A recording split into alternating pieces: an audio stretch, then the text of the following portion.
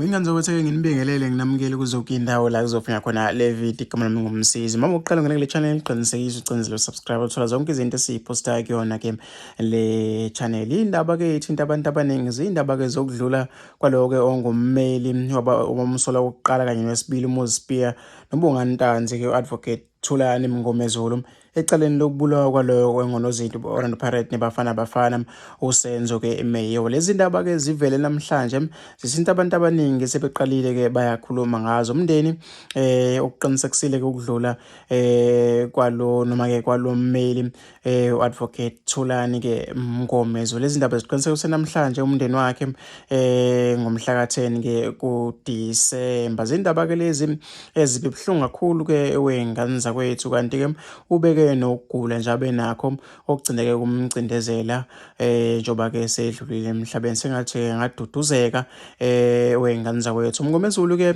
wajoyina-ke ukuqulwa-ke kwecala ngonyaka ophelile esiza noma-ke esiza u-Anthony Sipho-ke Ramosepele kulo noma-ke kuleli cala lokubulawa-ke kukaSenzo Mayo kubasola bokuqala kanye nowesibili okuwuMoses Spear kanye-ke noBongani Ntanzi. Zindaba-ke lezi ey'thinta abantu abaningi ey'nkundleni zokuxhumana. Ngasihlala lapha ku-comment section ngizovela khona umbono ukuthi wena cabangani-ke ngalolu daba.